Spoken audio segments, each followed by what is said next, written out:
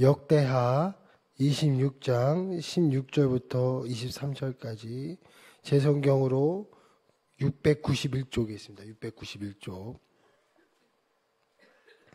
역대하 26장 16절부터 23절까지 말씀입니다.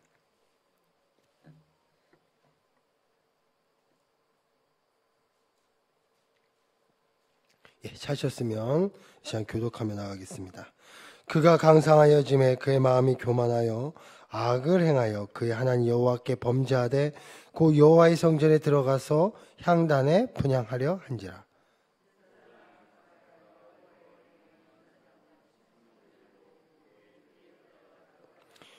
우시아 왕 곁에 서서 그에게 이르되 우시아여, 여호와께 분향하는 일은 왕이 할 바가 아니요 오직 분향하기 위하여 구별함을 받은 아론의 자손 제사장들이 할 바니 성소에서 나아가소서.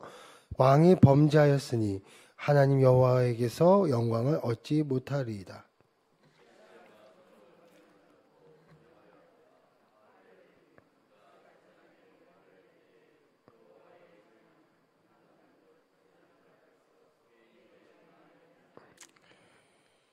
대제사장 아사랴와 모든 제사장이 왕의 이마에 나병이 생겼음을 보고 성전에서 급히 쫓아내고 여호와께서 치심으로 왕도 속히 나가니라.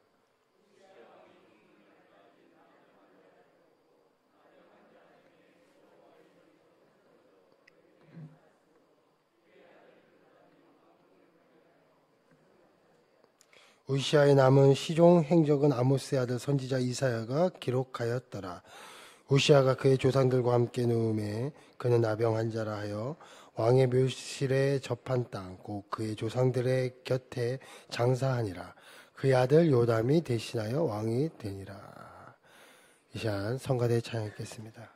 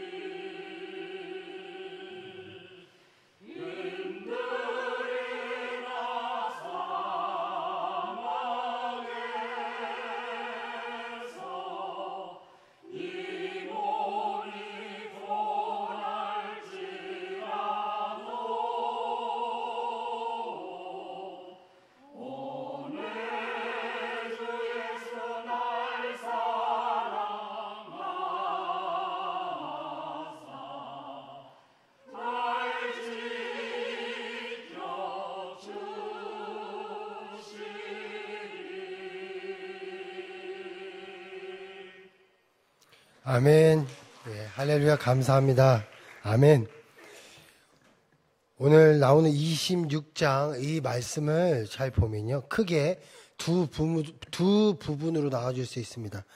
1절부터 15절까지는 똑같은 인물이에요. 둘 다 26장에는 다 우시아라는 왕에 나오는데 1절부터 15절까지는 형통의 복이 넘치는 우시아 왕으로 되어 있습니다. 그래서 강성해졌고 그가 막 과학기술도 발전했고 그리고 막 군대도 강했고 물질도 많았고 모든 것이 굉장히 강성해지고 굉장히 부유해진 우시아 왕으로 나옵니다.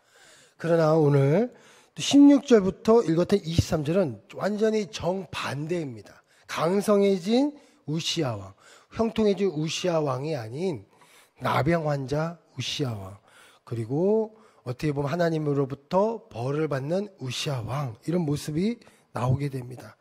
왜 이런 상반된, 전혀 완전히 극과 극이잖아요. 끝과 끝의 모습이 왜 나왔을까?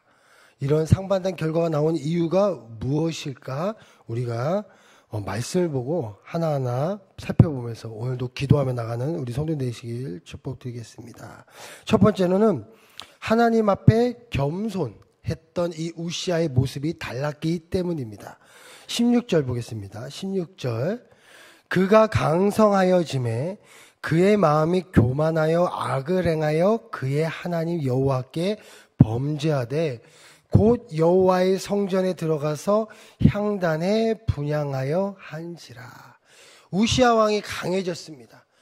이렇게 강해진 우시아 왕, 정말 물질도 많아지고 여러 가지 현대 그 당시에 과학기술도 발전하고 또 영토도 넓혀지고 군대도 강해지고 이것저것 해서 강해졌던 이 우시아 왕이에요. 그러면 이 강성해졌던 이유는 무엇 때문일까요? 바로 하나님 때문이잖아요. 하나님께서 하셨는데 오늘 말씀해 보니까 그가 강성하여졌지만 그의 마음이 교만해지고 악을 행했다고 합니다.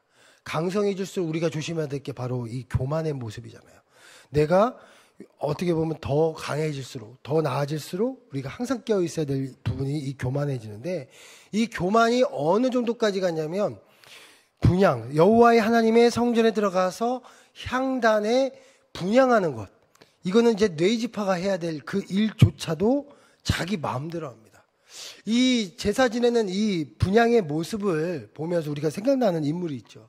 바로 순종이 제사보다 낫다고 말했던 누구죠? 바로 이 사울왕. 그래서 순종하지 못한 이 사울왕, 교만했던 이 사울왕의 모습과 똑같은 절처를 밟고 있는 그 우시아 왕을 볼 수 있습니다. 그러니까 내의 제사장들이 해야 될 그 일을 스스로 강성해지니까 구분이 없어지는 거예요. 그러니까 강성해지면 강성해질수록 낮아지는 것이 아니라 어떻게 됩니까?